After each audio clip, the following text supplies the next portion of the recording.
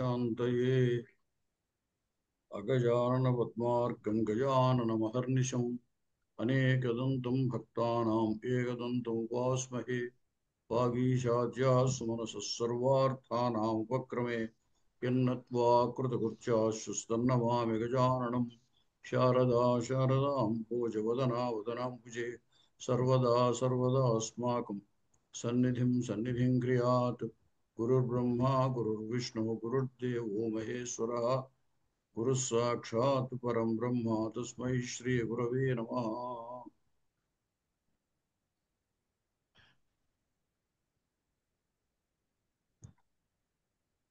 నమస్కారः గురువు గారు. నమస్కారం అండి.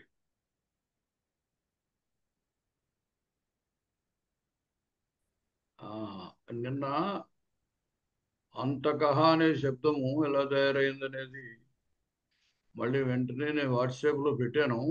చూశాను సార్, చూశాను గురువు గారు. అంటే అంతం కరోతి ఇది అంతకహ అన్నమాట. అంతం కరోతి అనే అర్థంలో తత్కరోతి తదాచష్టే అని ఒక సూత్రం ఉంది.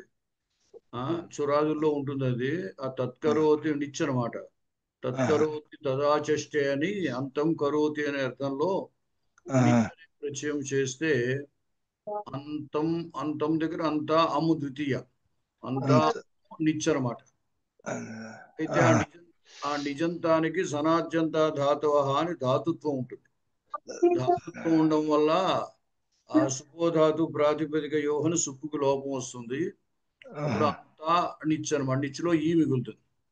ఇక్కడ అతులోపహ అనే సూత్రం చేత అంతాలో అకారం లోపించి అంతి అవుతుంది.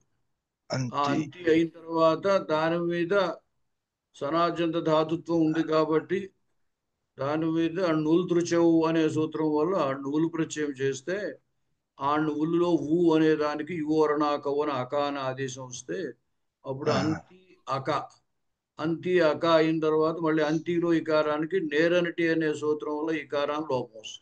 వస్తే అంతు అక అంతక అవుతుంది. దాని మీద సుక్కు అంతక అనమాట. ధన్యవాదాలు అండి. కేవలం అంటే అంత ధాతువు కాదు కాబట్టి దాని మీద డైరెక్ట్ గా ఇప్పుడు పాచకహ లాగా నూలు చేయడానికి లేదనమాట. ఆ నిచ్చు చేసి నిజంతత్వాతు ధాతుత్వం ఉంటుంది. అప్పుడు అకప్రత్యయం చేయాలన్నమాట. అది అంత ప్రక్రియ మీకు అవసరం లేదనుకోండి. ఇప్పటికే నేను నా ప్రస్తావన వచ్చింది కాబట్టి అప్పుడు వెంటనే నాకు స్ఫురించలేదు. సరే చూడండి. భక్త్యా గురౌ మై అనుకంపయా చ ప్రీతాస్మితే పుత్రవరం వృణీష్వ న కేవలానాం పయసాం ప్రసూతిం అవేహిమాం కామదుఘాం ప్రసన్నాం. భక్త్యా గురౌ మై అనుకంపయా చ ప్రీతాస్మితే పుత్రవరం వృణీష్వ న కేవలానాం పయసాం ప్రసూతిం అవేహిమాం కామదుఘాం ప్రసన్నాం అని పదచ్ఛేదం చెప్పండి. భక్త్యా గురౌ మయి అనుకంపయా చ ప్రీత అస్మి తే పుత్ర వరం వృణీష్వ న కేవలానాం పయసాం ప్రసూతిం అవేహి మాం కామదుఘాం ప్రసన్నాం. ఉషారాణి గారు చెప్తున్నాను గురువు గారు. భక్త్యా మై కంపయా ప్రీతా మిన్. మీ మాట కట్ అయిపోతుంది, కరెక్ట్ గా రావట్లేదు. అవునా?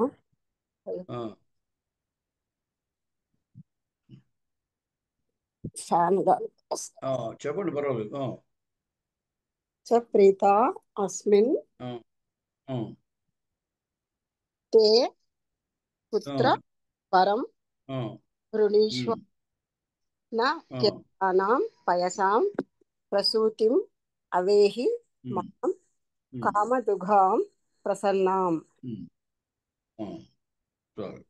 భక్త్యా గురౌ మయి అనుకంపయా చ ప్రీతా అస్మి తే పుత్ర వరం వృణీష్వ న కేవలానాం పయసాం ప్రసూతిం అవేహి మాం కామదుఘాం ప్రసన్నాం. దీంట్లో క్రియాపదాలు ఏమున్నాయో చూడండి. అవేహి అవేహి ఒకటి ఉంది. వృణీష్వ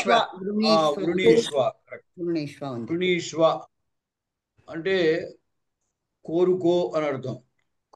వృణి వరణే అనే ధాతువుకి వృణాతి, దానికి లోటు మధ్యం పురుష ఏకవచనంలో వృణీష్వ ఎందుకంటే వృణివరణే ఉభయపది. ఆ వృణాతి వృణీతే అని పరస్మేపదం ఆత్మనేపదం కూడా ఉంటుంది. దీంట్లో ఆత్మనేపదం అన్నమాట. ఆత్మనేపదం లోటు మధ్యం పురుష ఏకవచనం. ఇది వృణీష్వ అంటే కోరుకో. ఏం కోరుకో అంటే వరం వృణీష్వ, వరాన్ని కోరుకో అని అడుగుతాం. పుత్ర సంబోధన, ఓ కుమార వృణం వృణీష్వ, వరాన్ని వృణీష్వ కోరుకో. ఈ వరాన్ని ఎందుకు ఇస్తోంది అంటే వెనకాల చెప్పాడు. భక్త్యా గురౌ భక్త్యా మయి అనుకంపయా చ ప్రీతా అస్మి. గురౌ గురువు యందు భక్తి చేత, మయి నాయందు అనుకంపయా చ, అనుకంప అంటే జాలి దయ చేత, ప్రీత అస్మి నేను సంతుష్టురాలని అయితే ఆనందం కలిగిన దాన్ని, తృప్తి కలిగిన దాన్ని అస్మి అగుచున్నాను. అంటే ఇక్కడ దిలీపుడు గురువు పట్ల భక్తి చూపించాడు, ఆవు పట్ల దయ చూపించాడు. ఎందుకంటే ఆవును రక్షించడానికి తన శరీరాన్ని అర్పిస్తాను అని చెప్పాడు. అంతేకాకుండా గురువు పట్ల భక్తి ఎట్లా చూపించాడు అంటే, ఈ ఆవు గురువు గారి ఆవు, దీనితోటి సమానమైంది మరొకటి లేదు. అంచేత నేను రాజ్యానికి అధికారంగా ఉన్నప్పటికీ, కోటి గోవుల్ని ఇవ్వగలిగిన సామర్థ్యం ఉన్నప్పటికీ దీన్ని రక్షించాలి, కానీ మరొక ఆవు లేదా ఇంకా ఆవుల్ని ఇచ్చి గురువు గారి యొక్క కోపాన్ని పోగొట్టగలను అని అతడు అనుకోలేదు. దీన్నే రక్షించాలి అనే ఉద్దేశంలో ఉన్నాడు. అందుచేత దీన్ని తన శరీరాన్ని అర్పించి రక్షించాలి అనుకోవడము దాని పట్ల దయ అన్నమాట. గురువు గారి ఆవునే విధంగా అయినా సరే రక్షించాలి అని అనుకోవడం అంటే, సింహం చెబుతుంది కదా, గాహ్ కోటిశః అని, కోటి ఆవుల్ని ఇచ్చి అతని కోపాన్ని పోగొట్టచ్చు అని చెబుతుంది కదా. అలా అతను సమాధాన పడలేదు. అంచేత అదేమో గురువు గారి యొక్క భక్తి చేత, గురవు భక్త్యా అంటే గురువు విషయంలో నీకున్నటువంటి భక్తి చేత, మయి నా విషయములో నాయందు అనుకంపయాచ దయచేతను, ప్రీత అస్మి అంటే తృప్తి చెందిన దాన్ని అవుతున్నాను. అంటే తృప్తి చెందడం లేదా సంతోషించడం. ప్రీత అస్మి ప్రీతి కలిగిన దాన్ని అగుచున్నాను. అంచేత ఈ తే అనేది మొదటే తే నీ యొక్క భక్త్యా నీ యొక్క అనుకంపయాచ అన్నమాట. కాబట్టి వరం వృణీష్వ వరాన్ని కోరుకో, వరాన్ని కోరుకో అని చెప్పి ఆమె ఏం చెబుతోందంటే, నేను కేవలం ఏదో పాలిచ్చేటువంటి ఆవుని మాత్రం కాదు, నీ కోరికలన్నిటినీ తీర్చేటువంటి దాన్ని అని చెబుతాను. నా కేవలం పయసాం ప్రసూతిం అవేహి మాం నన్ను, పయసాం కేవలానాం పయసాం ప్రసూతిం న అవేహి కేవలము పాలను ఇచ్చేటువంటి దానిగా, అంటే పాలను ఇచ్చేటువంటి కేవలం సామాన్యమైనటువంటి ఆవుగా, నా అవేహి అంటే గమనింపవద్దు, తెలుసుకోవద్దు అంటే అలా అనుకోకు అని. అవేహి అంటే తెలుసుకో అని అర్థం. తెలుసుకోవద్దు అంటే నువ్వు అలా భావించవద్దు అని తాత్పర్యం. ఏమని తెలుసుకోవాలి అంటే, కామదుఘాం ప్రసన్నాం కామధు ప్రసన్నురాలైనటువంటి కామదుఘాం అవేహి, కామమునిచ్చేటువంటి కామధేనువునే నేను అనుకో. కామాను దోగ్ధి ఇది కామధుక్. కామధుక్ అంటే కామాలని ఇచ్చేటువంటిది, కోరికల్ని ఇచ్చేది అని అర్థం అన్నమాట. దోగ్ధి అని దీంట్లో సమాసంలో దోగ్ధి అని చెబుతారు, ఉపసమాసం అవుతుంది. అంచేత దోగ్ధి అంటే పెతకడం. పెతకడం అంటే కామాలను పెతకడం అంటే కామాలు నీకు ఇచ్చేటువంటి దాన్ని అని తాత్పర్యం అన్నమాట.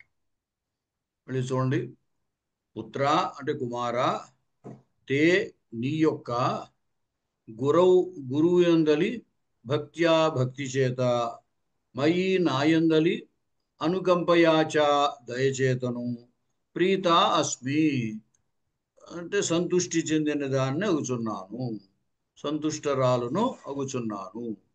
వరం వృణీష్వ, వరమును అంటే నీ కోరికను, వృణీష్వ కోరుకో.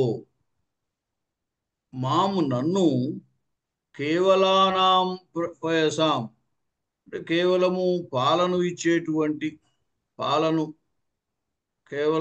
పాలను ప్రసూతి అంటే ఇచ్చేది అని కదా.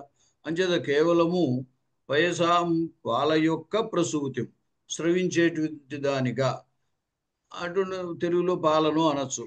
అంచేత పయసాం పాలను ప్రసూతిం ఇచ్చేటువంటి దానిగా అంటే సాధారణమైన ఆవుగా, నా అవేహి అంటే భావించవద్దు, అనుకోవద్దు. ప్రసన్నురాలైనటువంటి కామదుఘాం కోరికలను ఇచ్చేటువంటి కామధేనువుగానే, కామధేను అనకపోయినా పర్వాలేదు, నీ కోరికలన్నిటిని ఇచ్చేటువంటి దానిగా అవేహి తెలుసుకో. మామూలుగా అయితే అవేహి అంటే తెలుసుకోవడం. అవగచ్చతి ఇణుధాతువు అవా ఏతి అవేతి అని అవుతుంది, అంటే తెలుసుకొనుచున్నాడు. ఇక్కడ లోటు మధ్యమ పురుష ఏకవచనం, అందువల్ల అవేహి తెలుసుకో అని. మరొకసారి చూడండి, పుత్ర కుమార, తే నీ యొక్క, గురువునందలి భక్త్యా భక్తి చేత, మయి నాయందలి అనుకంపయాచ అంటే దయచేతను, ప్రీత అస్మి తృప్తి చెందిన దాన్ని అగుచున్నాను. వరమును వృణీష్వ కోరుకో. మాం నన్ను, కేవలానాం పయసాం అంటే పాలు మాత్రమును. ఈ కేవల శబ్దమును ఒక్కటే, అది మాత్రమే అని చెప్పడానికి ఉపయోగిస్తారు అన్నమాట. పరమాత్మను కూడా కేవలహ అంటారు. ఆయన ఒక్కడే ఉన్నటువంటి వాడు, సత్స్వరూపుడు కాబట్టి పరమాత్మను ఒక్కడిని చెప్పినప్పుడు కేవలహ విజయాత్మ అంటూ ఉంటారు. అదే కేవలానాం పయసాం అంటే పాలు మాత్రమునే అని కలిపి చెప్పేస్తే సరిపోతుంది. పాలను మాత్రమునే ప్రసూతిం ఇచ్చేటువంటి దానిగా, నా అవేహి భావించవద్దు.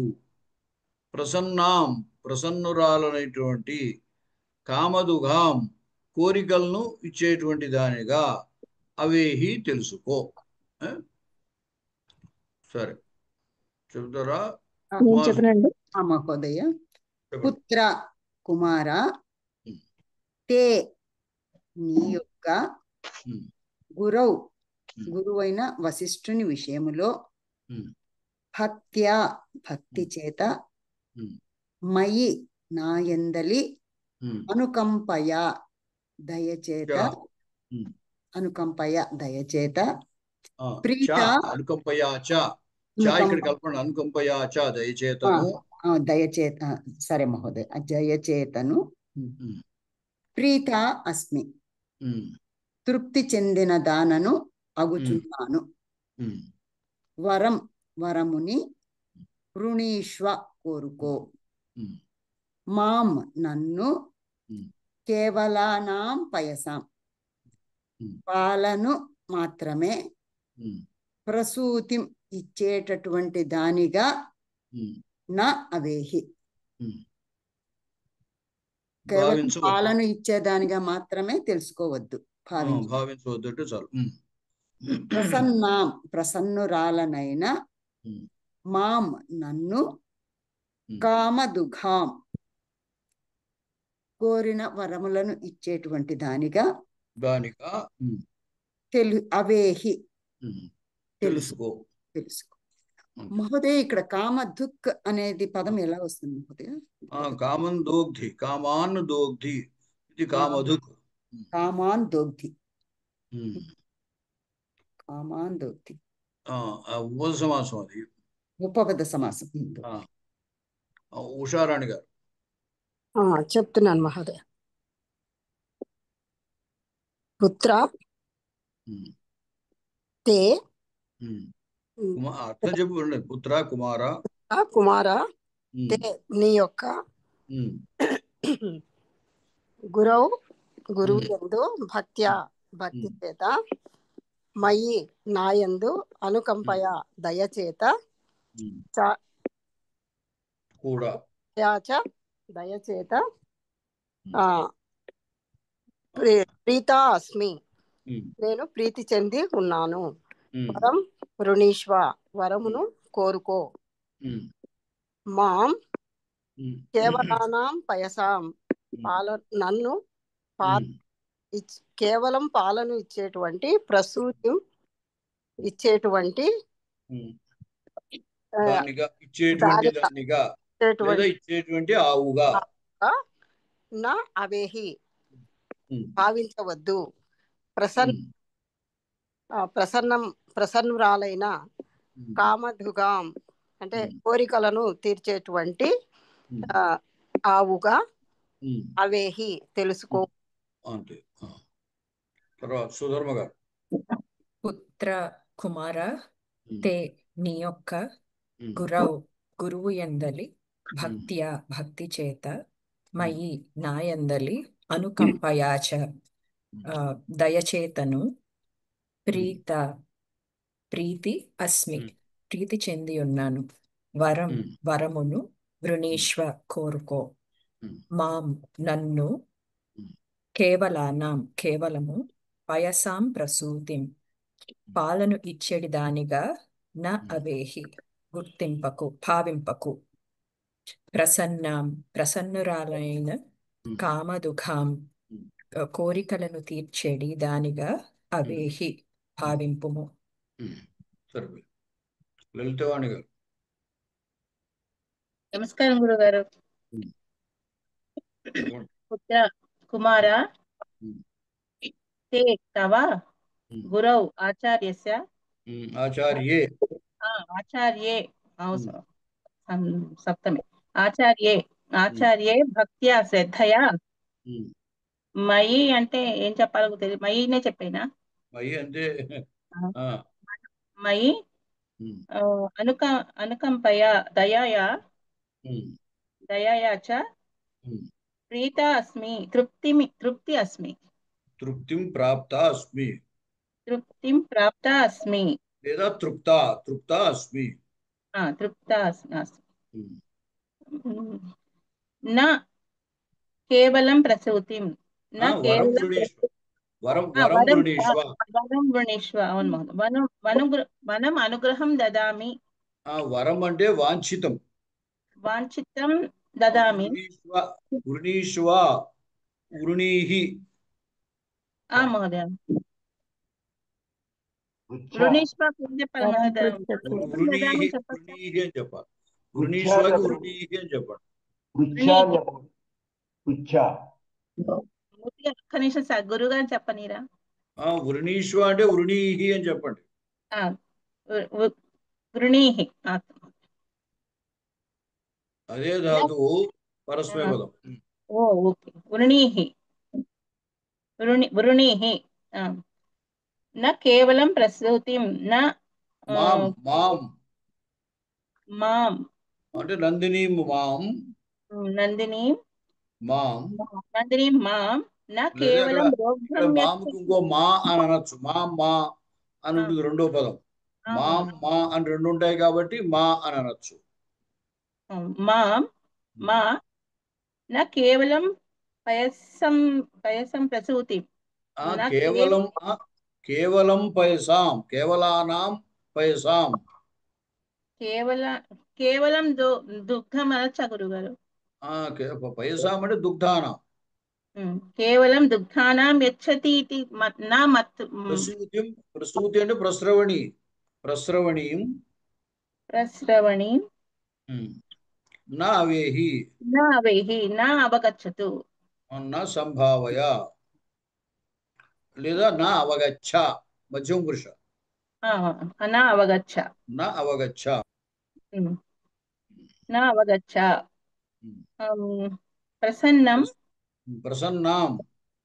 ప్రసన్నాం అనుగ్రహం అని చెప్పచ్చా గురుగారు? ప్రీతా మనసు అనుగ్రహయుక్తం అని చెప్పచ్చు. ప్రీతాం కామదుఘ అంటే కామధేను అని చెప్పచ్చు. కామదాం కామాలు ఇచ్చేది కోరికలు వాంఛిత ప్రదాం సర్వదా అవును కామదాం అవగచ్చతు అవగచ్చ మధ్యం పురుష అవగచ్చ జానీహి లేతే అవగచ్చాను కానీ జానీహి అని కానీ సరే ధన్యవాదాలు. ఎవరు లక్ష్మి గారు చదువుతారా? చెప్తానండి. హే పుత్ర ఓ కుమారుడా హే నీ యొక్క గురువు యందరి భక్తిని మయి నాయందరి భక్తి చేత మయి నాయందలి అనుకంపయ దయ వలన కూడా దయచేత కూడా ప్రీతాస్మి సంతోషించిన దాన్ని ఉన్నాను. వరం వృణీష్వ వరం కోరుకో. మాం నన్ను కేవలానాం పయసాం కేవలం పాలు ఇచ్చే ప్రసూతి పాలని ఇచ్చే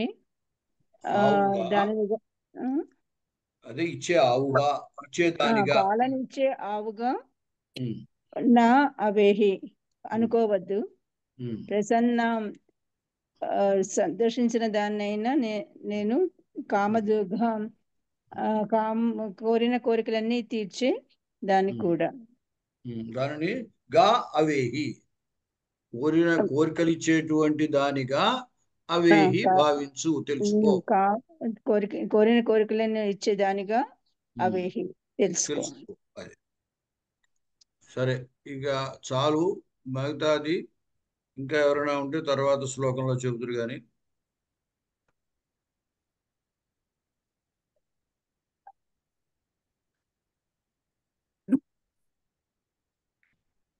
తతస్సమానీయ సమానితార్థి హస్తౌ స్వహస్తార్చిత వీర శబ్దః వంశస్య కర్తారమనంత కీర్తిం సుదక్షిణాయాం తనయం యయాచే. తతస్సమానీయ సమానితార్థి హస్తౌ స్వహస్తార్చిత వీర శబ్దః వంశస్య కర్తారమనంత కీర్తిం సుదక్షిణాయాం తనయం యయాచే. పదచ్ఛేదం చెప్పండి. తతః సమానీయ సహ మానితార్థి హస్తౌ స్వహస్తార్జిత వీరశబ్దః వంశస్య కర్తారమనంత కీర్తిం కర్తారం అనంత కీర్తిం కర్తారం అనంత కీర్తిం సుదక్షిణాయాం తనయం యయాచే. సుధర్మ గారు. తతః సమానీయ సహ మానితార్థి హస్తౌ స్వహస్తార్జిత వీరశబ్దః వంశస్య కర్తారం అనంతకీర్తిం సుదక్షిణాయాం తనయం యయాచే. ఇట్లో క్రియాపదము యయాచే. యయాచే, యాచితవాన్, యాచించాడు, అభ్యర్థయామాస, ప్రార్థయామాస, అర్థించాడు. ఎవరు అర్థించాడు? కహా యయాచే? సహా యయాచే. సహా దిలీపః యయాచే. దిలీపః కీదృశః? మానితార్థి. మానితార్థి ఒకటి, మరొకటి స్వహస్తార్జిత వీరశబ్దః. రెండు ఉన్నాయి. మానితార్థి, మానితః అర్థః యస్య సహ మానితార్థి అంటే గౌరవింపబడినటువంటి అర్థము కలిగినటువంటి వాడు. లేదా మానితం అర్థయతీతి మానితార్థి అని కూడా అనొచ్చు. మానితం అర్థయతీతి మానితార్థి. మానితం అంటే గౌరవింపబడినది, దాన్ని కోరేటువంటి వాడు, అంటే తాను కోరుకున్న దాన్ని కోరేటువంటి, అభ్యర్థించేటువంటి వాడు. ఇక్కడ తాను ఏమిటి పుత్రుడు కావాలి అని అనుకున్నాడు కాబట్టి వశిష్ఠుడు వారు సలహా ఏం చెప్పారు? నందిని ధేనువును సేవించమని చెప్పారు. ఆ విధంగా ఇక్కడ నందిని ధేనువును సేవించాడు. సేవిస్తే ఆ నందిని ధేనువు ఇప్పుడు ఏమంది? నీవు వరాన్ని కోరుకో అని అంది. అంచేత ఏమైందనమాట? తన కోరిక గౌరవింపబడింది అనమాట. అంచేత గౌరవింపబడినటువంటి కోరిక కలిగినటువంటి వాడు. అయితే ఇక్కడ మానితార్థి అనడం వల్ల ఏమిటంటే మానితం అర్థయతీతి మానితార్థి. మానితం అంటే గౌరవింపబడినటువంటి దాన్ని కోరేటువంటి. గౌరవింపబడ్డం అంటే ఏమిటి? ఎవరి చేత గౌరవింపబడింది? ఆ సింహం చేత తన కోరిక గౌరవింపబడింది. ఎందుకంటే వరం కోరుకో అంది కదా అన్నమాట. అంటే లేదు, అర్థాన్ని అర్థించడము అంటే యాచించడం. అంటే మానితమైన దాన్ని అర్థించేటువంటి వాడు అంటే సింహము చేత గౌరవింపబడింది, అంగీకరింపబడింది అనమాట. అటువంటి దాన్ని కోరుకునేవాడు. అంచేతనే కేవలం పాలు ఇచ్చేదాన్ని కాదు, నీ కోరిక ఏదైనా సరే నేను ఇస్తాను, నువ్వు వరం కోరుకో అంది కదా అనమాట. అటువంటి దిలీపుడు. తర్వాత స్వహస్తార్జిత వీరశబ్ద అంటే తన యొక్క పరాక్రమము చేత సంపాదింపబడినటువంటి వీరశబ్దం కలవాడు. తన చేతులతో సంపాదింపబడిన వీరశబ్దం అంటే వీరుడు అని ఎవరినంటారు అంటే తానంతట తానుగా యుద్ధము చేసి పరాక్రమం చూపించేటువంటి వాడిని వీరుడు అంటారు. మరి ఇంకా స్వహస్తార్జిత అండం ఏమిటంటే రాజు కదా, రాజు తరఫున అతని ప్రతినిధులుగా ఏదో సైన్యాధిపతి, సైనికులు వాళ్ళందరూ యుద్ధం చేస్తారు.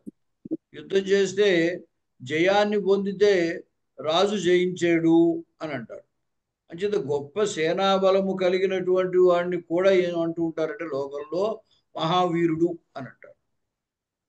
అందుచేత ఏమిటంటే ఇక్కడ తన ప్రతినిధులుగా మిగతా వాళ్ళు ఎవరో యుద్ధం చేసి సంపాదించి పెట్టబడిన వీరశబ్దం కాదు, తన బాహుబలముతోటి పరాక్రమంతో సంపాదించినటువంటి వీరశబ్దము కలవాడు. అందుకోసం స్వహస్తార్జిత వీరశబ్ద అటువంటి సహా అది ఇప్పుడు అనమాట. మానితార్థి ఒకటి, స్వహస్తార్జిత వీరశబ్ద ఒకటి. అటువంటి ఆయన ఇక్కడ హస్తౌ సమానీయ. ఇక్కడ అసలు చేతులు ప్రసక్తి ఇందుకు వచ్చింది. ఆయన ఇప్పుడు ఇక్కడ ఏం చేస్తున్నాడు? చేతులు జోడించాడు. హస్తౌ సమానీయ, హస్తౌ రెండు చేతుల్ని, సమానీయ జోడించి, సమానంగా ఆనీయ అంటే తీసుకొచ్చేది. అంటే సమానీయము అంటే ఇక్కడ ఏం చెప్పాలన్నమాట? జోడించి అని చెప్పాలి. చేతులు జోడించి చివరిలో యయాచే అని ఉంది కదా, ప్రార్థించాడు. ఈ చేతులు జోడించముటము అనే మాట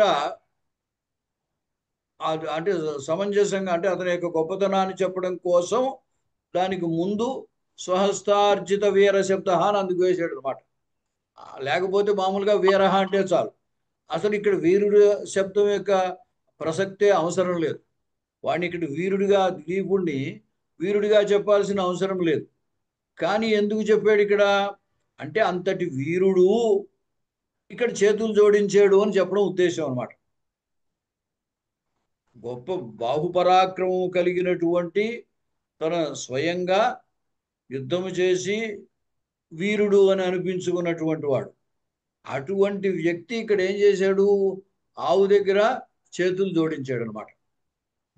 అతను చేతులు జోడించడము అనేటువంటి దాన్ని సమర్థించడం కోసం స్వహస్తార్జిత వీర శబ్ద అంటే దానివల్ల అతని వినయము మనకి వ్యక్తం అవుతుంది అనమాట. మానితార్థీ స్వహస్తార్జిత వీర శబ్ద సహా దిలీప హస్తౌ సమానీయ అంటే కరౌ అంజలిం కృత్వా అనమాట. చేతులు జోడించడం మనం అంజలి అంటాం. ఆ చేతులు జోడించి ప్రార్థించయాచే ప్రార్థించాడు. ఏం ప్రార్థించాడు అంటే వంశకర్తారమనంత కీర్తిం సుదక్షిణాయాం తనయం యయాచే. తనయం యయాచే కుమారుణ్ణి ప్రార్థించాడు. ఈ కుమారుడు ఎటువంటి వాడు కావాలన్నాడు, వంశస్య కర్తారం, తన వంశకర్త అయినటువంటి వాడు. అంచేతే ఈయన తర్వాత రఘువు అనేటువంటి పుత్రుడిని పొందాడు. అంచేత వీళ్ళ వంశము రఘువంశముగా ప్రసిద్ధి చెందింది. ఇప్పుడు దిలీప వంశం అనలేదు, అయితే తర్వాత ఇంకా చాలా మంది ఉన్నారు. దశరథ వంశం అనలేదు, రామవంశం అనలేదు, రఘువంశము అని అన్నారు. అంచేత వంశకర్తగా అతడు ప్రసిద్ధి చెందుతాడనమాట. అటువంటి వాడిని కోరాడు. వంశస్య కర్తారం, వంశాన్ని నిలబెట్టేటువంటి వాడిగా, వంశం యొక్క పేరును నిలబెట్టేటువంటి వాడిగా అనమాట. అలాగే అనంత కీర్తి, అనంతమైన కీర్తి కలిగినటువంటి అటువంటి తనయం సుదక్షిణాయాం యయాచే, సుదక్షిణ యందు తన భార్య ఆ ధర్మపత్ని అనమాట. ఆ సుదక్షిణ యందు వంశస్య కర్తారం అనంత కీర్తిం తనయం యయాచే, వంశమునకు కర్త అయినటువంటి వాడు, అలాగే అనంతమైన కీర్తి కలిగినటువంటి వాడు అయిన తనయం కుమారుణ్ణి యయాచే ప్రార్థించను. ఇంకొకసారి చూడండి. మానితార్థి అంటే గౌరవింపబడిన దానిని యాచించేటువంటి వాడు, అంటే గౌరవింపబడిన తన యొక్క కోరికను యాచించేటువంటి. స్వహస్తార్జిత వీర శబ్ద, తన హస్తములచే సంపాదింపబడిన వీర శబ్దము కలిగినటువంటి వాడు. అటువంటి సహా ఆ దిలీపుడు హస్తౌ చేతులను సమానీయ అంటే జోడించి, మొట్టమొదటి తతహ ఒకటి చెప్పాలి, ముందు చెప్తాను. తతహ అనంతరము, అనంతరము అంటే వెనకాల దాంట్లో వరమును కోరుకో అనే గో అంది కదా, తదనంతరం అట. నందిని ధేనువు వరాన్ని కోరుకో అని అన్న తర్వాత అని అర్థం. తతహ అనంతరము మానితార్థి, గౌరవింపబడిన దానిని కోరేటువంటి స్వహస్తార్జిత వీర శబ్ద, తన చేతులచే సంపాదింపబడిన వీర శబ్దము కలిగినటువంటి సహా దిలీపుడు హస్తవు చేతులను సమానీయ జోడించి సుదక్షిణాయాం తన ధర్మపత్ని యొక్క సుదక్షిణయందు వంశస్య వంశమునకు, రెండు కలిపి చెప్పేద్దాం, వంశస్య కర్తారం తన వంశమున పేరు నిలబెట్టేటువంటి, అయితే తన వంశమును చేసేటువంటి అంటే ఉద్దేశం అదే. అంటే తన వంశము పేరు నిలబెట్టేటువంటి అనంత కీర్తిం, అనంతమైన కీర్తి కలిగినటువంటి తనయం కుమారుని యయాచే ప్రార్థించను. చెప్తారా? చెప్తానండి. చెప్పండి పురుషోత్తం గారా, మూర్తి గారా? మూర్తి. చెప్పండి. తతస్సమానీయ సమానితార్థి స్వహస్తార్జిత వీర శబ్దః వంశస్య కర్తారమనంత కీర్తిం సుదక్షిణాయాం తనయం యయాచే. సహా ఆ దిలీప్ మహారాజు మానితార్థి తన యొక్క గౌరవింపదగిన కోరిక కలిగినటువంటి స్వహస్తార్జిత వీర శబ్ద, తన స్వహస్తములతో ఆర్జించుకున్నటువంటి వీర శబ్దం కలిగినటువంటి సహా ఆ దిలీప్ మహారాజు హస్తవు సమానీయ, హస్తవు చేతులను సమానీయ జోడించి వంశస్య కర్తారం తన వంశమును ఉద్ధరించేటువంటి అని చెప్పచ్చండి. వంశస్య కర్తారం వంశం నిలబెట్టేటువంటి అనంత కీర్తిం అనంతమైన కీర్తి కలిగినటువంటి తనయం కుమారుని సుదక్షిణాయాం సుదక్షిణయందు యయాచే కోరెను. ఇక్కడ ఒక మాట ఒకసారి ఆగండి. మానితార్థి అనే దానికి వ్యాఖ్యలో మరొక అర్థం రాశారు, అది కూడా బాగుంది. ఏమిటంటే ఈయన మానితాహ అర్థినా ఏన సహా మానితార్థి అని చెప్పచ్చు. అంటే యాచకులను గౌరవించేటువంటి వాడు, అంటే తన దగ్గరకు వచ్చేటువంటి అర్ధులను యాచకులను గౌరవించేటువంటి వాడు అని.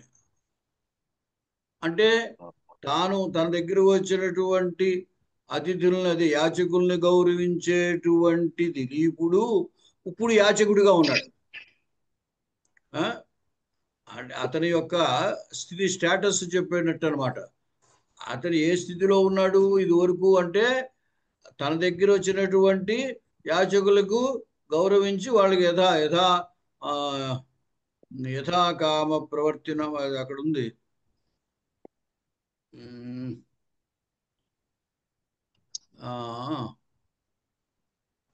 మొట్టమొదట రఘువంశం యొక్క కీర్తిని చెప్పేటువంటి సందర్భంలో ఆ అతిథులు వచ్చిన యాచకులు ఏదడిగితే అది ఇచ్చేటువంటి వాళ్ళు యథాకామార్థి, యథాకామా అని ఉన్న పదం ఒకటి సరికాను, మొట్టమొదటి 6 శ్లోకాల్లో ఉంటుంది అది.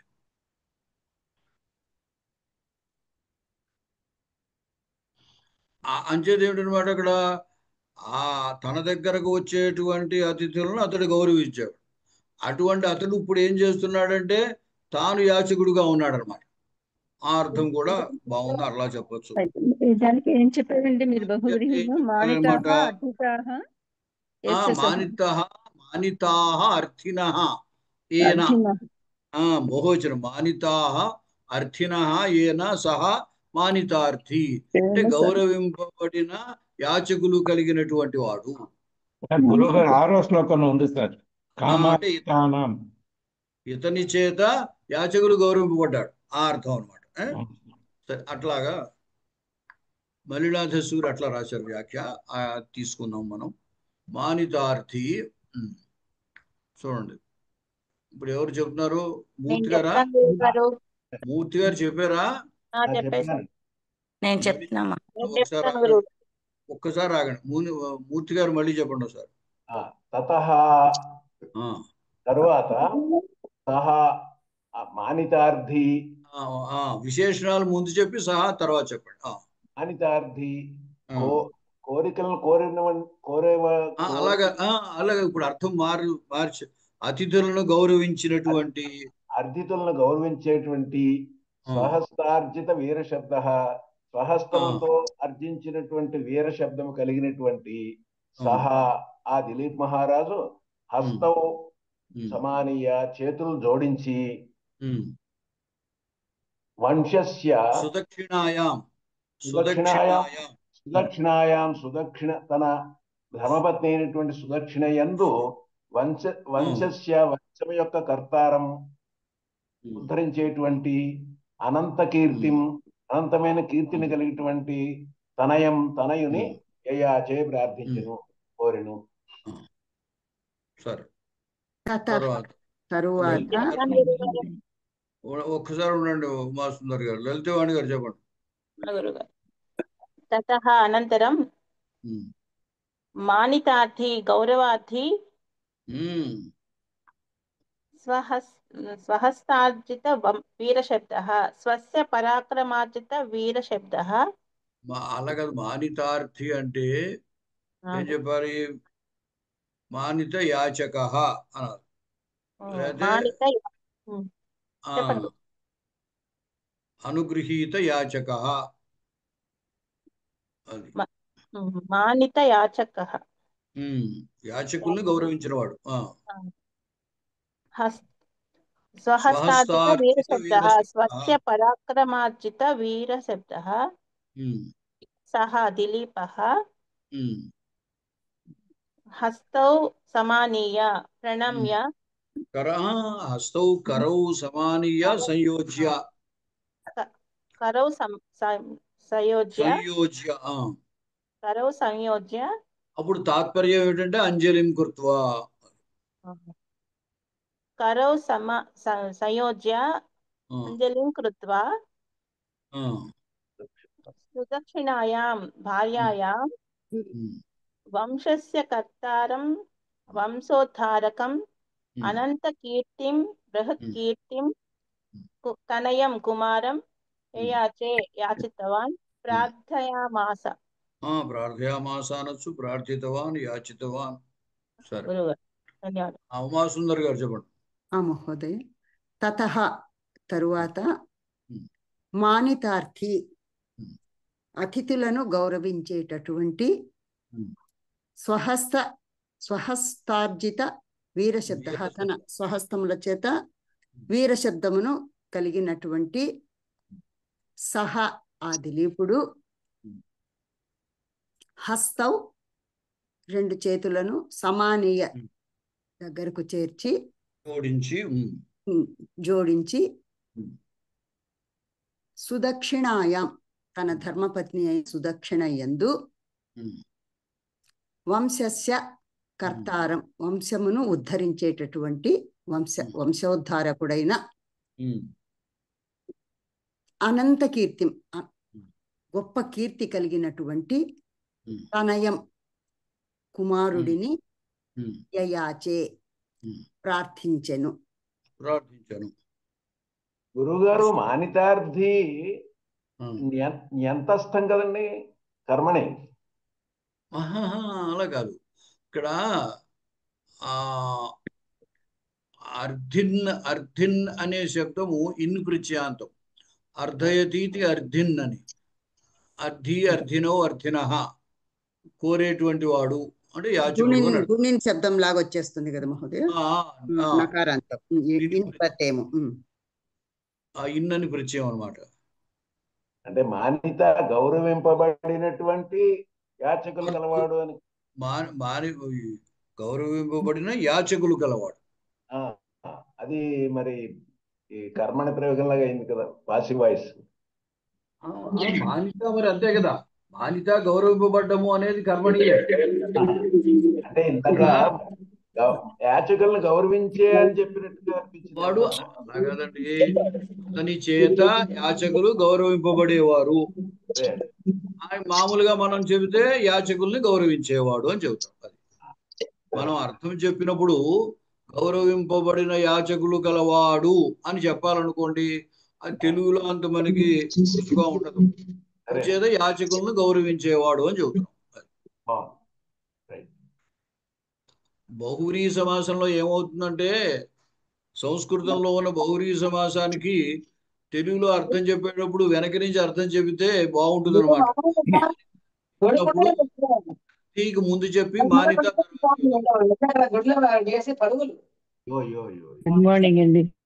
ఎవరు మ్యూట్ చేసుకోండి. సరే, సుధర్మ గారు చెప్పండి.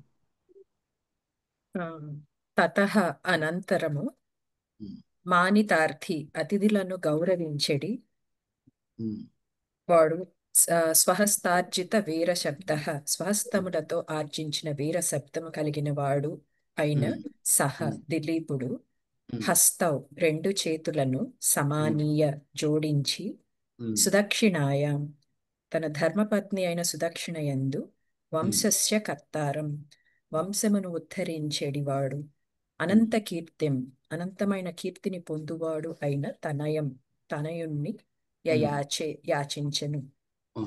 సరిపోయింది. లక్ష్మి గారు, ఎన్ఆర్ఎస్ లక్ష్మి గారు. నమస్కారం. తతః అప్పుడు, తతః అంటే అనంతరం, అనంతరం మానితార్థి గౌరవించబడిన యాచకులను కలిగిన వాడు, స్వహస్తార్జిత వీర శబ్ద, సొంత చేతులతోటి అర్జించిన వీర శబ్దము గలవాడు అయిన సహ దిలీప హస్తౌ చేతులను సమానీయ జోడించి సుదక్షిణాయాం ధర్మపత్ని అయిన సుదక్షిణ యందు వంశస్య కర్తారం, వంశకర్త అయిన వాడ, వంశాన్ని ఉద్ధరించేవాడైన అనంత కీర్తి, చాలా కీర్తి కలిగినటువంటి వాడైన తనయం కొడుకుని, అనంత కీర్తి తనయం, అనంత కీర్తిని కలిగిన తనయం కొడుకుని యాచించాడు. ఇంకా మిగతా వాళ్ళు తర్వాత శ్లోకం చెబుదురు కానీ, అయ్యా చాలా మంది చేతులు ఎత్తారు. మనకి ఉన్న టయాన్ని అనుసరించి ఇవాళ మీకు 4 శ్లోకాలు చెబుతాను. అది అందుకోసమని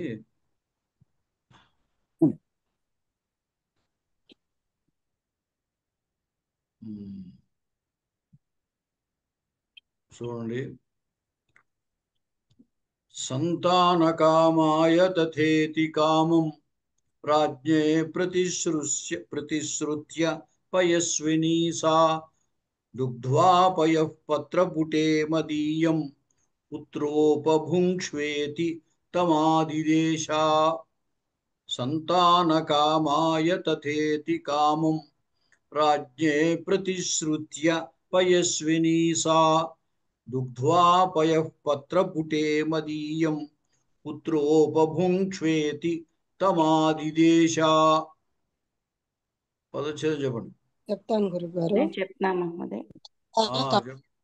ఎవరు? ఉషారాణి గారు చెబుతున్నారా? ఉషారాణి చెప్పండి.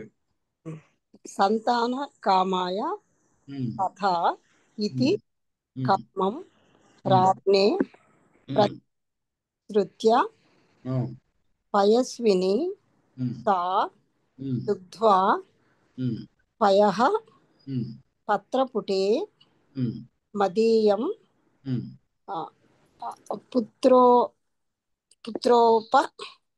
పుత్ర అని విడదీయండి.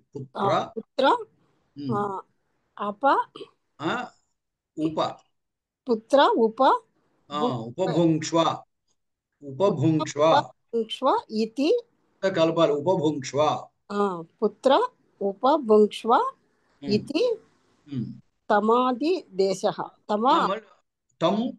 తం ఆదిదేశః. విసర్గలు లేవు. తం ఆదిదేశ. అనంతలక్ష్మి గారు. మహోదయ్. సంతానకామాయ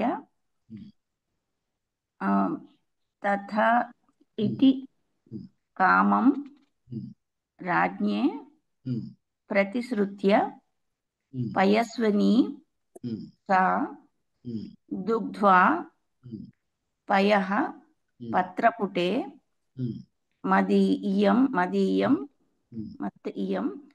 పుత్ర ఉపభుంక్ష్వ ఇతి తం ఆదిదేశ. ఇప్పుడు దీంట్లో క్రియాపదం ఆదిదేశ అంటే ఆదేశించను అన్నాడు. ఆదిదేశ, ఉపదిదేశ అంటే ఉపదేశించను, ఆదిదేశ అంటే ఆదేశించను. మనం తెలుగులో కూడా ఆదేశించారు అని వాడతాం కదా, ఆజ్ఞాపించడం. ఆదిదేశ లేదా కా ఆదిదేశ, ఎవరు ఆజ్ఞాపించారు ఇక్కడ? ఎవరు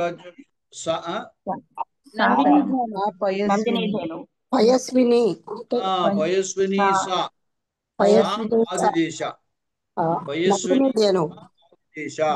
నందిని ధేను పాలిచ్చేటువంటి పయస్విని అంటే అటువంటి ఆ నందిని ధేనువు ఆదిదేశ ఆదేశించను. కం ఆదిదేశ సంతాన కామాయ కం ద్వితీయ కామం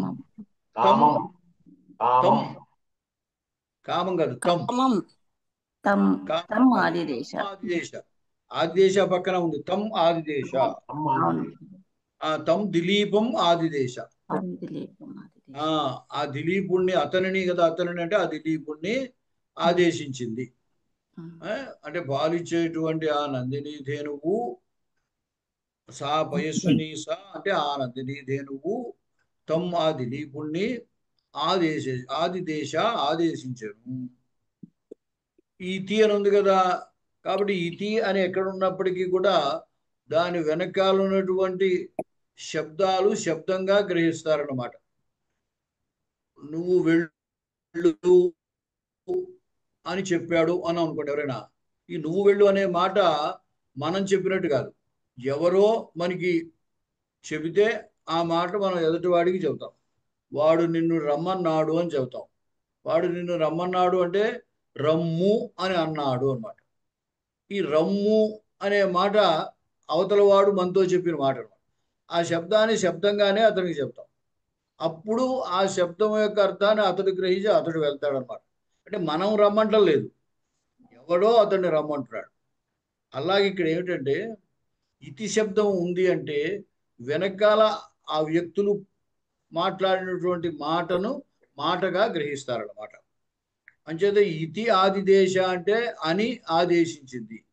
ఏమని ఆదేశించింది అంటే అక్కడ చూడండి, పుత్ర మదీయం పయః దుగ్ధ్వా పత్రపుటే ఉపభుంక్ష్వా.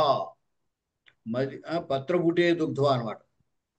పుత్ర కుమార మదీయం పయః నా యొక్క పాలను పత్రపుటే, పత్రపుటం అంటే ఆకు దొన్నె, అంటే పాలు నిలవాలంటే దొన్నెలా తయారు చేస్తారు కదా, అంచేత ఆ పత్రపుటమునందు అంటే ఆకు దొన్నెలో దుగ్ధ్వా పితికి ఉపభుంక్ష్వా అంటే ఉపభుంక్షం అంటే స్వీకరించు, తిను అని అర్థం. అంటే తాగు అని, అనుభవించు అని. అనుభవించడం అంటే పాలను త్రాగు అని అర్థం. అని తం దిలీపుణ్ణి ఆదిదేశ ఆదేశించింది అన్నమాట. ఏం చేసి అంటే అంతకుముందు జరిగింది చెబుతున్నాడు. ప్రతిశ్రుత్య, ప్రతిశ్రుత్య అంటే మాట ఇవ్వడం. ప్రతిశ్రవణము అనే మాటకి అర్థం ఏంటి? మామూలుగా అయితే శృత్వ అంటే విని, కానీ ప్రతిశ్రుత్య అంటే మాట ఇచ్చి అని. ఏమని మాట ఇచ్చింది? తథా ఇతి ప్రతిశ్రుత్య, అలాగే అని మాట ఇచ్చింది. అలాగే దానికి అర్థం ఏమిటి? అంతకుముందు ఆయన కోరాడు కదా వరాన్ని, సుదక్షిణయందు వంశకరుడైనటువంటి పుత్రుణ్ణి అతడు ప్రార్థించాడు. అంచేత సరే అలాగే అన్నమాట. తథా అంటే అలాగే అని ప్రతిశ్రుత్య అన్నమాట. ఎవరికి మాట ఇచ్చింది ఆవిడ? రాజ్ఞే, రాజుకి మాట ఇచ్చింది. రాజుకి విశేషణం సంతాన కామాయ, సంతానము కోరుకుంటున్నటువంటి వాడు, సంతానం కోరుకుంటున్నటువంటి రాజ్ఞే రాజుకి ఈ కామం తథా అనేది, తథాతో కామం కలపాలన్నమాట. తప్పకుండా అలాగే కామం, కామం అనే శబ్దానికి అర్థము మామూలుగా కోరిక అనే అర్థం ఉంటుంది, తప్పకుండా అలాగే అనే అభిప్రాయం కూడా. కామం తథా అంటే తప్పకుండా అలాగే, అంటే నువ్వు ఏం కోరేవో అది తప్పకుండా అలాగే ఇస్తాను అని ఉద్దేశం అన్నమాట. ఇతి అని ప్రతిశ్రుత్య మాట ఇచ్చి సా పయస్విని ఆ నందిని ధేనువు ఏమంది? పుత్ర నాయన కుమార మదీయం పయః నా యొక్క పాలను పత్రపుటే అంటే ఆకు దొన్నెలోకి దుగ్ధ్వా పితికి ఉపభుంక్ష్వా త్రాగు. ఇతి అని తం ఆ రాజును ఆదిదేశ ఆదేశించను అన్నమాట.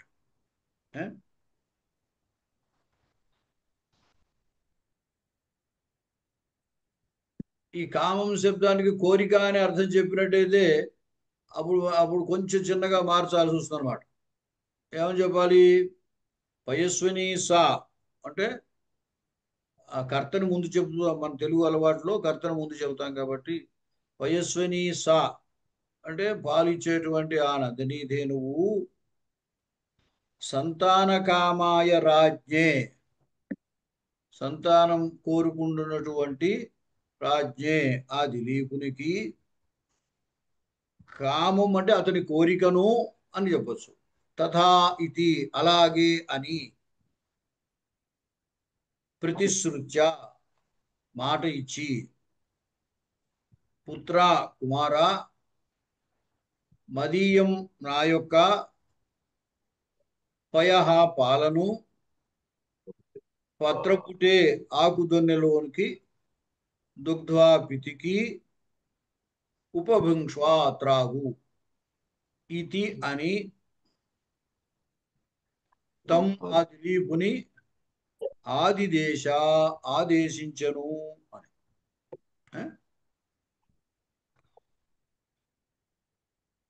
చెప్తారా? మహోదయ నేను చెప్పనా మహోదయ? ఎవరు చెప్తారు? కొత్త వాళ్ళని చెప్పిందండి సార్. మహోదయ కొత్త వాళ్ళు చెప్తారా? ఎవరు కొత్త వాళ్ళు ఎవరున్నారు దీంట్లో? మహోదయ నేను చెప్పలేదు మహోదయ. అందరూ పాత వాళ్ళే. నేను ఎవరు చెప్పలేదు కనపట్లేదు ఎవరు మీరు? మహోదయ నేను చెప్తాను. ఎవరు? అనంతలక్ష్మి గారా? చెప్పండి. ఉదయం నేను చెప్పలేదు ఒకసారి కూడా. ఉండండి చౌదరి గారు. పయస్విని సా పాలిచ్చేటువంటి ఆ నందిని ధేనువు సంతాన కామాయ సంతానమును కోరుకుంటున్న రాజ్ఞే రాజు యొక్క రాజ్ఞే చతుర్థి రాజ్ఞే రాజు చేత చతుర్థి రాజు కొరకు రాజు కొరకు తథా ఇతి అలాగే అగుగాక అని కామం కోరికను ప్రతిశ్రుత్య మాట ఇచ్చి, అంటే అతని కోరిక సరే అని మాట ఇచ్చింది అనమాట. మాట ఇచ్చి మదీయం నా యొక్క పయః పాలను సంబోధన మాట ఇచ్చి తర్వాత పుత్ర ఓ కుమార మదీయం నా యొక్క పయః పాలను దుగ్ధ్వా పితికి, దీంట్లో పత్రపుటే దుగ్ధ్వా దొన్నెలో ఆకు దొన్నెలో పితికి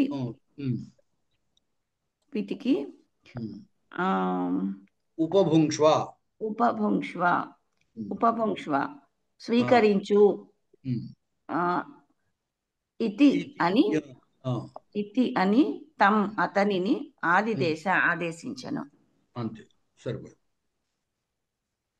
తర్వాత ఇంకెవరు కొత్త వారు? ఎవరు? నేనే కొత్తదాన్ని. సూర్యకుమారి. చెప్పండి చెప్పండి. ముందు శ్లోకం చదివేశాను. చదవండి. సంతానకామాయ తదేతి కామం రాజ్ఞే ప్రతిసృచ్య పయస్విని తా దుగ్ధ్వా పయః పత్రపుటే మదీయం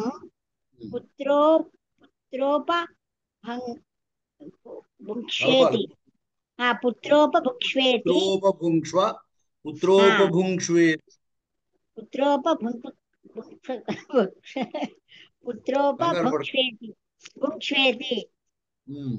తమాదిదేశః పదవిభాగః సంతానకామాయ తదేతి. పదవిభాగం కదా, మీరు డైరెక్ట్ గా అర్థం చెప్పండి. అర్థం చెప్పేనా? టైం లేదు. సంతానకామాయ సంతానం కోరుకున్న వాడైన రాజ్ఞే రాజైన దిలీపునికి సా ఆ పయస్విని నందిని ధేనువు యొక్క ధేనువు రాజ్ఞ రాజేన్ దిలీపునికి తథా తథా తథా ఇతి ఇతి తథా ఇది ఈ విధంగా తథా జరుగుగాక ఇది అలాగే అని అలాగే అని ఆ కామం కోరికను ప్రతిసృత్య ఇచ్చి మాట పుత్ర ఇచ్చి ప్రతిసృత్య అంటే మాట ఇచ్చి పుత్ర కుమార మదీయం నా యొక్క పయః పాలను పట్టుకుంటే ఆకుదొన్నెలో దుగ్ధా పితికి ఉపభృంక్ష్వ సేవించుట స్వీకరించు ఇది ఈ విధంగా రాజు యొక్క దిలీపు రాజు యొక్క రాజును ద్వితీయ రాజును తమ్ అంటే రాజును ఆదేశించింది. సరిపోయింది. ఇంకా ఎవరైనా చెప్తారా?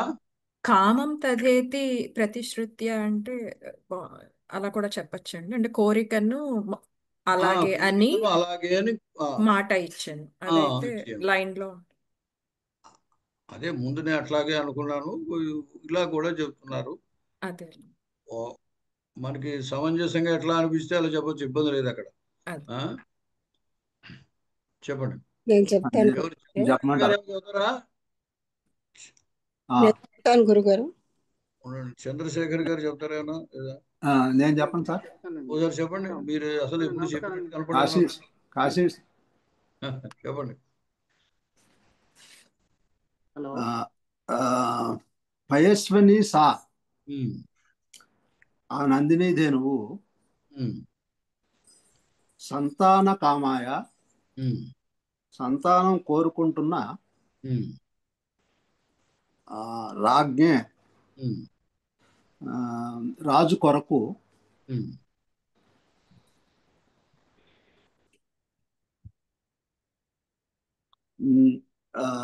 తథా ఇది కామం కోరికను తథా ఇతి అలాగే అని ప్రతిశ్రుత్య మాట ఇచ్చి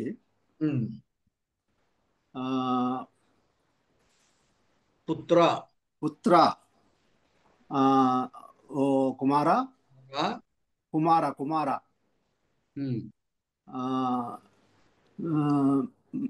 మదీయం నా యొక్క పయః పాలను దుగ్ధ్వా పితికి పత్రపుటే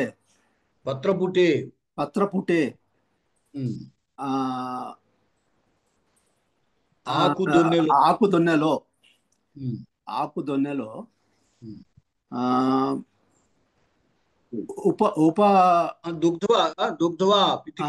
దుగ్ధ్వా చెప్పాను అంటే అలా కాదు, ఆకుదొన్నెలోకి వెతకాలి. అది ఓహో ఆకుదొన్నె. ఓకే.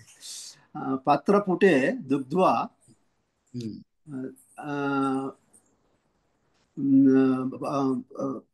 పత్రపుటంలో పితికి ఉపభుంక్ష్వ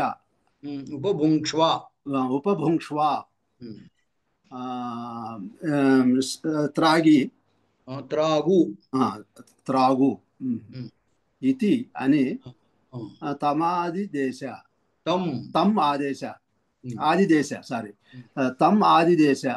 ఆ రాజును ఆదేశించను. అంతే. సరే, తర్వాత శ్లోకంలోకి వెళ్ళిపోతున్నాను. ఇంకో శ్లోకం కూడా చెప్తున్నాను. గురుగారు ఒక నిమిషం గురుగారు. ఈ పయస్వినికి దుగ్ధవతి అని చెప్పచ్చా? ప్రస్రవణి గాం అని ఉన్నాయి కదా, చెప్పవచ్చు, తప్పేం లేదు. దుగ్ధవతి అంటే తర్వాత పత్రపుటేకి ఏ పదం వాడాలి గురుగారు?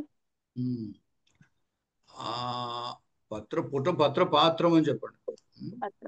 తర్వాత ప్రతిశ్రుత్య అన్నానికి వాగ్దానం కృత్వా అనొచ్చా?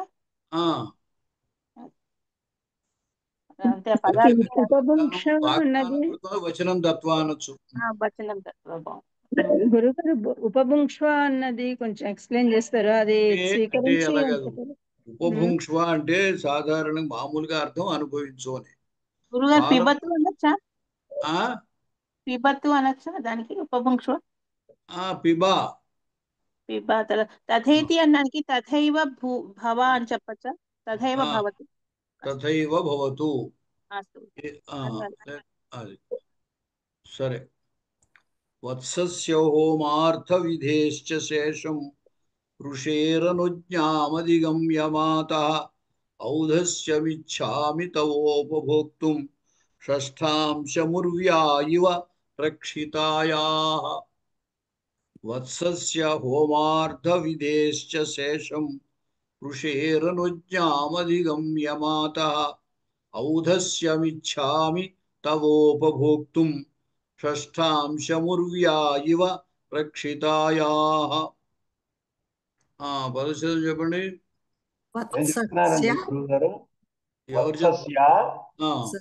హోమార్థ విధేః శేషం ఋషేః అనుజ్ఞాం అధిగమ్య మాతః ఔధస్యం ఇచ్ఛామి తవ ఉపభోక్తుం షష్ఠాంశం రువ్యా ఇవ రక్షితాయాః. చూడండి. వత్సస్య హోమార్థ విధేః చ శేషం ఋషేః అనుజ్ఞాం అధిగమ్య మాతః ఔధస్యం ఇచ్ఛామి తవ ఉపభోక్తుం షష్ఠాంశం కుర్వ్యాః ఇవ రక్షితాయాః. ఇక్కడ క్రియాపదము ఇచ్ఛామి. ఇచ్ఛామి అంటే కోరుకొనుచున్నాను. వాంఛామి, అభిలషామి, ఇచ్ఛామి కోరుకుంటున్నాను. ఏం కోరుకుంటున్నాడు అంటే ఉపభోక్తుం ఇచ్ఛామి. ఇప్పుడు గంతుం ఇచ్ఛామి అంటాం కదా, పఠితుం ఇచ్ఛామి, గంతుం ఇచ్ఛామి అన్నట్టుగా ఉపభోక్తుం ఇచ్ఛామి. పైన శ్లోకంలో ఉపభుంక్ష్వ అని చెప్పింది కదా ధేనువు. పాలను నువ్వు స్వీకరించు లేదా అనుభవించు అని చెప్పింది. కాబట్టి ఇక్కడ ఏం చేస్తున్నాడు, నేను పాలను స్వీకరించడానికి కోరుకుంటున్నాను అని చెప్పాడు. ఉపభోక్తుం ఇచ్ఛామి. దేనిని అంటే పాలను అని చెప్పాలి కదా, ఇక్కడ త్రాగవలసినవి పాలు కదా. ఆ పాలకి ఇక్కడ పదం ఏం చేశారంటే ఔధస్యం. ఓధస్ అంటే పొదుగు. ఆ పొదుగు నుండి వచ్చేటువంటివి పాలు కాబట్టి ఔధస్యం అంటే పాలు. ఊధసి భవం ఔధస్యం, పొదుగులో ఉండేటువంటివి. ఆ పొదుగులో ఉండేటువంటి పాలను, ఔధస్యం అంటే పాలను, ఉపభోక్తుము త్రాగుటకు ఇచ్ఛామి కోరుచున్నాను. ఈ పాలు ఎవరివి? ఔధస్యం మళ్ళీ ఇంకొకసారి చెప్పరా? చెప్తాను. తవా అంటే నీ యొక్క. ఎదురుగుండా ఉంది కదా నందిని ధేనువు, ఆ నందిని దేవునితో మాట్లాడుతున్నాడు. కాబట్టి తవ ఔధస్యం ఉపభోక్తుం ఇచ్ఛామి. తవ నీ యొక్క ఔధస్యం అంటే పాలను ఉపభోక్తుం స్వీకరించుటకు ఇచ్ఛామి కోరుచున్నాను. ఔధస్యం అన్నప్పుడు ఓధస్సు శబ్దం. ఓధసి భవం ఔధస్యం, పొదుగునందు ఉండునవి. ఈ భవం అనే శబ్దం ఉండడము పుట్టడము రెండు అర్థాలు కూడా చెప్తారు. అంచేత ఆ పొదుగులో ఉండేటువంటి పాలు, ఆ ఉండేవి పాలే కాబట్టి ఓధస్యం అంటే పాలు అని అర్థం. ఆ పాలను ఔధస్యం, ఓధస్యం కాదు ఔధస్యం, ఆ పాలను ఉపభోక్తుం స్వీకరించుటకు ఇచ్ఛామి కోరుచున్నాను. తవ అని చెప్పాడు. దానికి ఎట్లా చెప్పాడంటే, ఈయన రాజుగారు కదా, రాజు ప్రజల నుండి 6వ వంతు పన్ను వసూలు చేసేవాడు ఇదివరకు. అంచేత షష్ఠాంశముర్వ్యా ఇవ రక్షితాయా. రక్షితాయాః ఉర్వ్యాః షష్ఠాంశం ఇవ అంటే రక్షింపబడినటువంటి భూమి నుండి 6వ వంతు తీసుకున్నట్టుగా. 6వ వంతు రక్షింపబడిన భూమి అంటే ఏమిటంటే ఉద్దేశం ఇక్కడ ప్రజల దగ్గర నుంచి పన్ను వసూలు చేయడం. అంటే ప్రజలు ఎక్కడి నుంచి ఇస్తారు పన్ను? భూమిలో పండిన పంటల ద్వారానే వాళ్ళు పన్నిస్తారు. కాబట్టి భూమిలో పండేటువంటి పంటలకి కూడా ఆ భూమిని రక్షించడము అంటే వాటిని పంటలను కూడా రక్షించడం, వాటన్నిటిని రక్షిస్తూ ఉన్నందుకు 6వ వంతు పన్నుగా స్వీకరించేవాడు అనమాట రాజు వరకు. అంటే రాజుకి షష్ఠాంశ వృత్తి అని పేరు. అంటే షష్ఠాంశములు పన్ను, ప్రజలు కట్టే పన్నులతో జీవించేవాడు అని అర్థం. సొంత ఆస్తులు ఏమి ఉండవు ఆయనకి. ఏం చేస్తాడు? ప్రజలు కట్టే పన్నులతోటే జీవిస్తాడు ఆయన. అంచేత షష్ఠాంశ వృత్తే అని ఇంతకు ముందు వచ్చింది, మరి ఇక్కడ రాలేదేమో లేండి, శాకుంతలంలో వస్తుంది. అంచేత రాజు ప్రజల నుండి 6వ వంతు పన్నుగా వసూలు చేస్తాడు. అల్లాగా అన్నాడు, రక్షితాయాహ ఉర్వ్యాహ, రక్షింపబడినటువంటి భూమి నుండి షష్ఠాంశం ఇవ, 6వ వంతును స్వీకరించినట్లుగా, 6వ వంతును తాను అనుభవించినట్లుగా, ఆ విధంగా తవ ఔదస్యం ఉపభోక్తు ఇచ్చాపి, ఈ పాలను స్వీకరించాలని అనుకుంటున్నాను, కోరుకుంటున్నాను అన్నాడు. ఇంకా అంటే ఇలా ఎందుకు చెప్పాడు అంటే, ఇంకా పైన చాలా ఆయన ఏ పనులు చేస్తాడో చెప్పాడు. మాతః అంటే ఓ అమ్మ, జననీమి వాని ఇంతకుముందే చెప్పాడు కదా, ఆ గోవును తన తల్లి వలే చూశాడు అని. మంచి సంబోధన ఇక్కడ గోవేమో కుమార అని సంబోధన చేస్తోంది, ఈయన మాతః అని సంబోధన చేస్తున్నాడు. మాతః అమ్మ అన్నాడు. వత్సస్య హోమార్థ విధేశ్చ,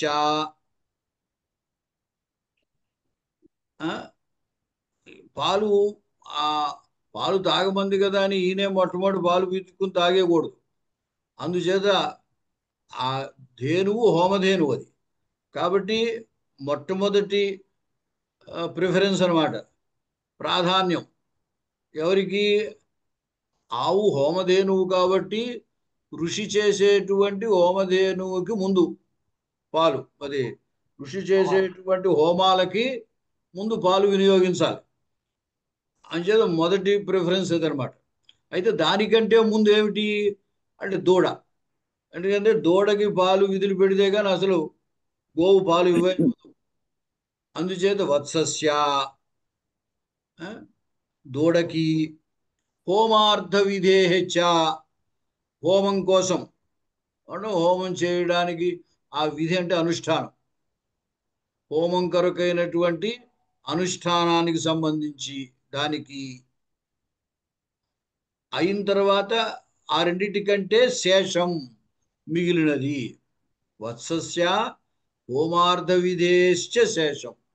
వత్సస్య అంటే దూడ కొరకు, దూడకి అంటే దూడకు సంబంధించినటువంటి పాలు అనమాట. హోమార్థ విధేహే, హోమం కొరకైనటువంటి ఆ విధి కొరకు, హోమం చేస్తే దాంట్లో అవసరమైనటువంటి అనుష్ఠానం అనమాట. దానికి కాకుండా మిగిలిన శేషం, మిగిలినటువంటి పాలను అని తర్వాత వస్తుంది అన్నమాట.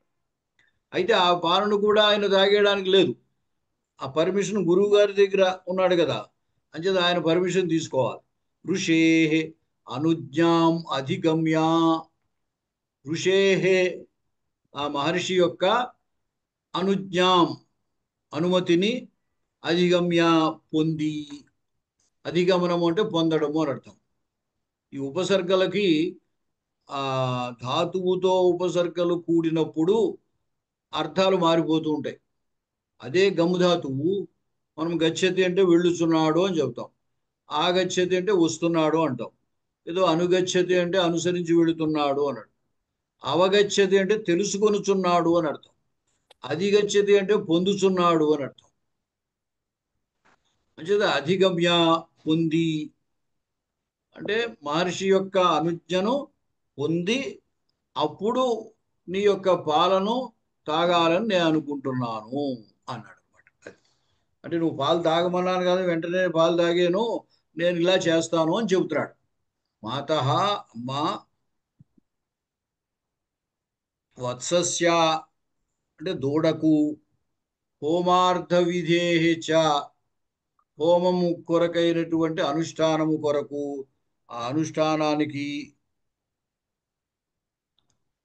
దానికంటే శేషం మిగిలినటువంటి దానిని, మిగిలినటువంటి ఔదస్యం, తవ ఔదస్యం, తవ నీ యొక్క ఔదస్యం పాలను అని చెప్పి పైదే ఋషేహే మహర్షి యొక్క అనుజ్ఞాం అనుమతిని అధిగమ్య పొంది రక్షితాయాః రక్షింపబడిన ఉర్వ్యాః భూమి యొక్క షష్ఠాంశం ఇవా 6వ వంతును వలె ఉపభోక్తుం స్వీకరించుటకు ఇచ్చామి కోరుకొనుచున్నాను. మళ్ళీ ఇంకోసారి జాగ్రత్తగా చూడండి. మాతః అమ్మ, వత్సస్య దూడకు, హోమార్థ విధే చ హోమము కొరకైన అనుష్ఠానము యొక్క అనుష్ఠానమునకు ఉండడం చేత నువ్వు అని చేర్చండి. అనుష్ఠానమునకును శేషం మిగిలినటువంటి దానిని, మిగిలినటువంటి ఔదస్యం, మిగిలినటువంటి తవ నీ యొక్క ఔదస్యం పాలను ఋషేహే మహర్షి యొక్క అనుజ్ఞాం అనుమతిని అధిగమ్య పొంది రక్షితాయా రక్షింపబడిన ఉర్వ్యాః భూమి యొక్క షష్ఠాంశం ఇవా 6వ వంతును వలె ఉపభోక్తుం స్వీకరించుటకు ఇచ్చామి కోరుచున్నాను. ఇక్కడ పైన కొంచెం ఏమిటంటే 2 సార్లు చెప్పాలి. అదే వత్సస్య శేషం హోమార్థ విధేశ్చ శేషం అని. అంచేత రెండిటికి మిగిలింది అంటే రెండిటికి పోగా మిగిలినది అని అర్థం అనమాట. వత్సస్య దూడకి, హోమార్థ విధేచ హోమానికి సంబంధించిన అనుష్ఠానానికి శేషము అంటే అనుష్ఠానానికి ఉపయోగింపగా మిగిలింది అని అర్థం అనమాట.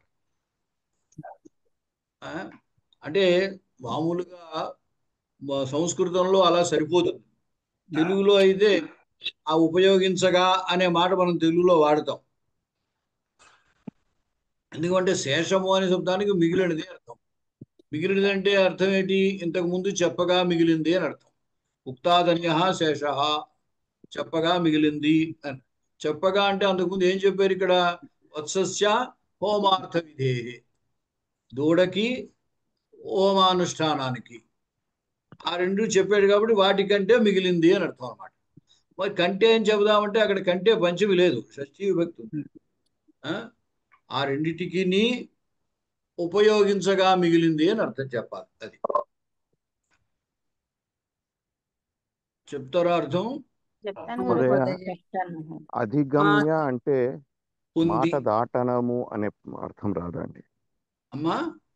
అధిగమ్య అంటే అధిగమించాడు, మాట దాటాడు అనే అలాగా కాదు. అధిగమ్య అంటే అది కాదు. అంటే లోక వ్యవహారంలో మనం దాటేడు అనడానికి అధిగమించి అంటారు. లోక వ్యవహారంలో అంటున్నారు కానీ అధిగమించి అంటే అది అర్థం కాదు. మరి మనకి సంస్కృతంలో ఎక్కడ ప్రయోగించినా ఇది పొందడము అనే అర్థంలోనే ప్రయోగిస్తారు. అది అధిగతః పొందబడినది, అధిగచ్చతి పొందుచున్నాడు. మనం ఆ అర్థంలో వాడాలంటే అసలు అతిక్రమించని వాడాలి, అంతేగాని దాటడానికి అధిగమించి వాడకూడదు. కానీ లోక వ్యవహారం అలా వచ్చింది. అది సరే, ఎవరు చెబుతారు ఇప్పుడు? పోటీ పడుతున్నారు. నేను చెప్పనమ్మా మహోదయ. తెలుగు ఎవరు చెప్తారు? గారు చెబుతారా? తెలుగులో చెప్పండి మీరు. మాతః తల్లి, వత్సస్య పుత్రుడి యొక్క, దూడకు వత్సస్య దూడకు, ఇక్కడ దూడ కదా, దూడ నందిని యొక్క దూడ. హోమార్థ విధేహే చ, హోమ అనుష్ఠానానికి, హోమ విధికి ఆ అనుష్ఠానానికి వినియోగించగా మిగిలిన దానిని శేషం మిగిలిన దానిని మిగిలినటువంటి ఔధస్యం పాలని మిగిలినటువంటి తవ ఔధస్యం తవ ఔధస్యం నీ యొక్క ఔధస్యం నీ యొక్క పాలని మునేహే ముని యొక్క లేదు ఋషేహే అనుజ్ఞం వశిష్ఠ మహర్షి యొక్క ఆజ్ఞను పొంది అనుజ్ఞను పొంది రక్షితాయాహ రక్షింపబడినటువంటి షష్ఠాంశం 6వ వంతు రక్షింపబడిన ఉర్యాహ భూమి యొక్క షష్ఠాంశం 6వ వంతు వలె ద్వితీయ 6వ వంతును వలె 6వ వంతుని వలె నీ అంటున్నారు నువ్వు అన్నారు 6వ వంతును వలె ఇందాక పాలని అన్నారు పాలను సరే చెప్పండి ఉపభోక్తు సేవించడానికి ఇచ్చామి కోరుకుంటున్నాను. తర్వాత ఆనందలక్ష్మి గారు. మాత ఓ తల్లి వత్సస్య దూడకు హోమార్థ విధేహే చ హోమానుష్ఠాన విధికి శేషం మిగిలినటువంటి ఔధస్య పాలను తవ ఔధస్యం నీ యొక్క పాలను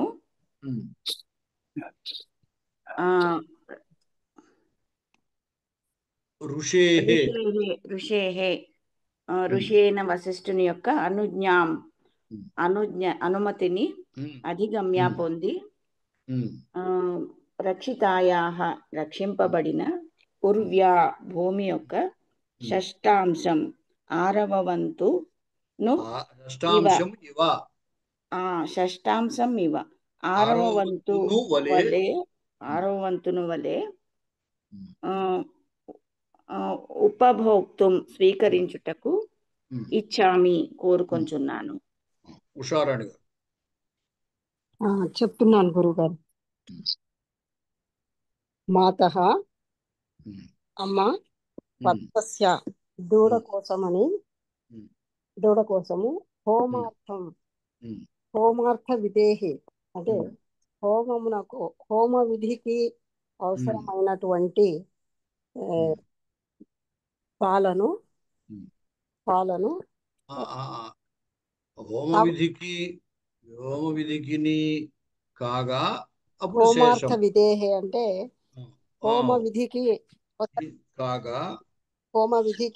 ఉన్నటువంటి తవ ఔధస్యం నీ యొక్క పాలను శేషం తవ ఔధస్యం దానికి ముందు శేషం చెప్పాలి. శేషం మిగిలిన తవ ఔధస్యం నీ యొక్క పాలను ఋషేహే అంటే వశిష్ఠ మహాముని యొక్క అనుమతిని అధిగమ్య పొంది రక్షితాయాహ రక్షింపబడిన ఊర్వ్యా భూమిలో షష్ఠాంశం 6వ వంతు ఇవ వలె ఉపభోక్తుం స్వీకరించేదను.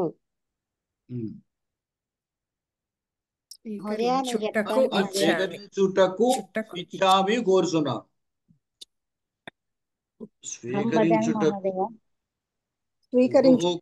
స్వీకరించుటకు ఇచ్చామి కోరుచున్నాను. స్వీకరించుటకు ఇచ్చామి నేను ఇష్టపడుతున్నాను.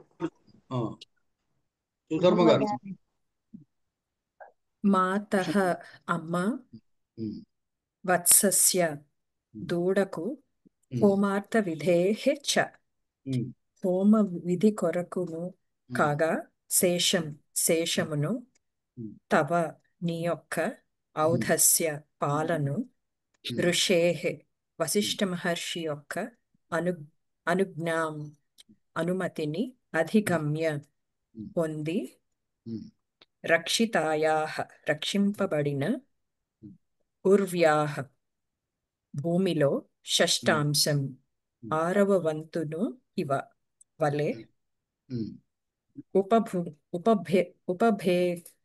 ఉపభోక్తుం కదా మరి ఇందాక నుంచి చెప్పలేదండి ఎవరును. నేను ఉపభోక్తం అంటున్నాను. అక్కడ ఉండడము ఓకారం ఉండాలి. ఏ కారం ఉంది? నేను ఉపభోక్తం గ్రహించాను మహోదయ, కానీ ఉపభోక్తం అందరికి తెలుసు కదా అని కోరుకున్నాం. స్వీకరించుటకు ఇచ్చామి కోరుకొనుచున్నాను. శుభం. బాగుంది. ఎవరు? లలితవాణి గారా? ఎవరు చెప్తారు? చెప్పండి. చెప్తున్నాను గురుగారు. మాతః అంబా వత్సస్య తవ కుమారస్య హే హోమార్థ విధేః యాగార్థ విధేః చ అపి శేషం విహాయ శేషం శిష్టం తవ ఓధస్యం భవత్యాః ఓధస్యం ఊధస్యం పయసం ఊధస్యం పయసం కదా మహోదయ. ఔధస్యం అది ఔధస్యం పదము. ఊధస్యం పయసం. ఎందుకు అలాగా? ఔధస్యం పయః.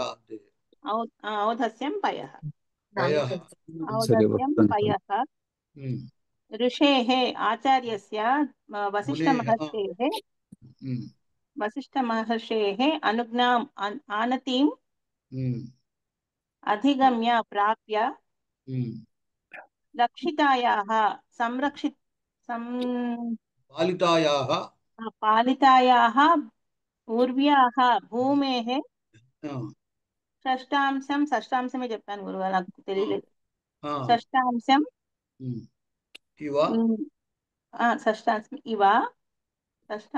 ఇవ ఉపభోక్తుం సేవితుం ఇచ్చామి అభిలషామి వాంఛామి. సరిపోయింది. ఇంక ఇక్కడితో ఆపేద్దాము. మహోదయ నేను చెప్పలేదు మహోదయ. తర్వాత రేపు చెబుతురు కానండి.